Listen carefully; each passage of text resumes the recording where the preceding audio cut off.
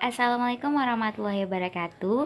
Nama saya Novi Nurbaiti Putri, biasa dipanggil Novi, NIM 1901-193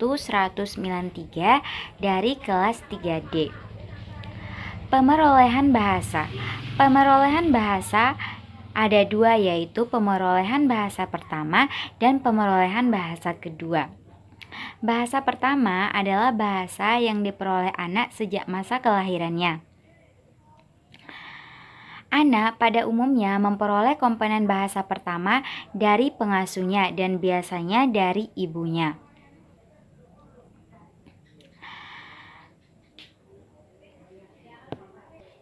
Yang biasa disebut sebagai bahasa ibu. Oleh karena itu, bahasa pertama disebut sebagai bahasa ibu.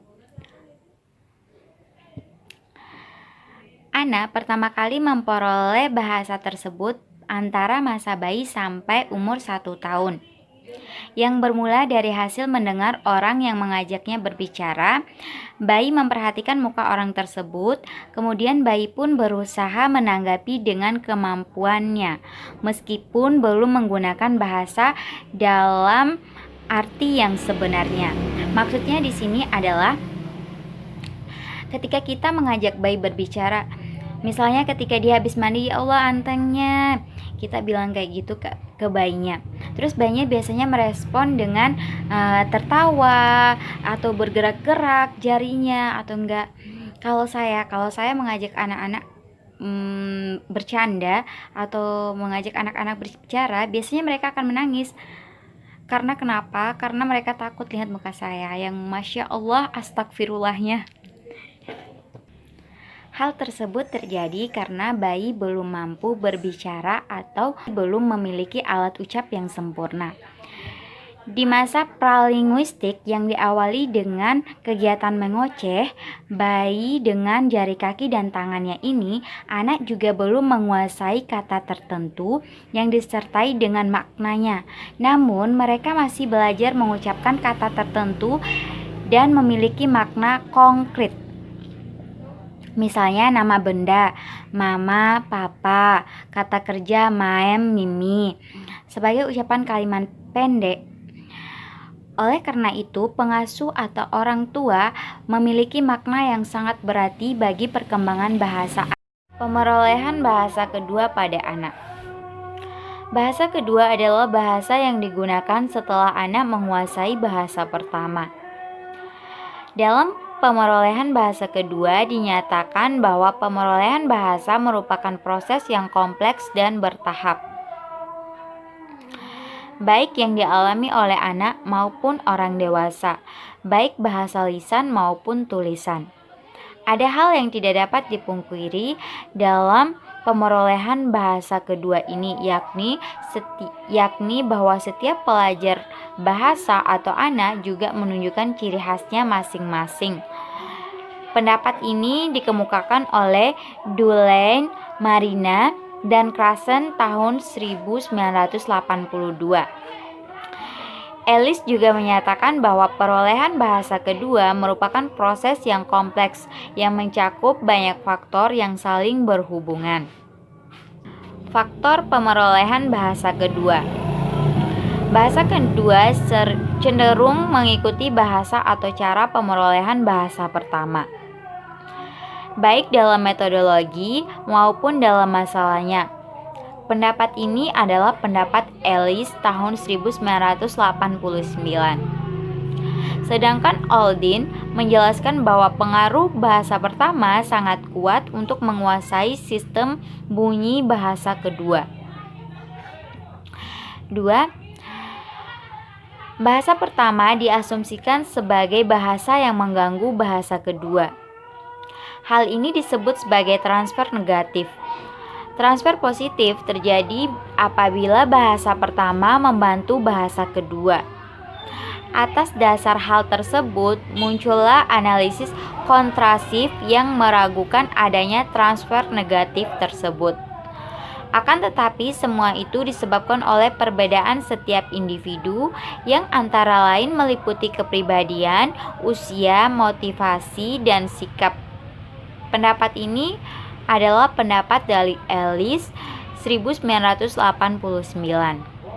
3. Kesalahan yang dibuat oleh pelajar kedua semula diduga disebabkan oleh pengaruh bahasa pertama. Oleh karena itu, pada masa tersebut dikembangkan teori analisis kontrasif. Hasil penelitian berikutnya ternyata menunjukkan bahwa 1. Ternyata hanya 5% kesalahan gramatika anak dan 20% pengaruh B1. Dengan demikian, 95% dan 80% bukan disebabkan oleh bahasa pertama. 2. Pembetulan terhadap setiap kesalahan yang dibuat anak hanya sedikit meningkatkan kemampuan bahasa anak. 4. Faktor pemerolehan bahasa yang keempat yaitu urutan pemerolehan bahasa kedua menunjukkan urutan yang alamiah. Artinya secara alami anak memperoleh bahasa kedua tersebut melalui urutan yang sistematis karena pada dasarnya penentu pemerolehan bahasa kedua tergantung pada beberapa faktor yaitu faktor pertama lingkungan bahasa dan faktor kedua internal. Faktor pertama lingkungan bahasa dan faktor kedua internal. Definisi dan gangguan bahasa. Definisi dan jenis gangguan berbahasa ada dua yaitu bahasa reseptif. Bahasa reseptif adalah kemampuan untuk memahami bahasa lisan yang didengar atau dibaca. Kemampuan ini bersifat sebagai input atau masukan. Contohnya yaitu saat anak mendengarkan dan mengikuti instruksi seperti ayo mandi. Ini adalah keterampilan bahasa reseptif anak. Dalam tumbuh kembang anak secara umum, anak-anak dapat memahami bahasa sebelum mereka dapat mengomunikasikannya. Input dulu baru output, mendengar dulu baru berbicara, membaca dulu baru menulis. Anak-anak yang tidak dapat memahami bahasa mungkin memiliki gangguan bahasa reseptif.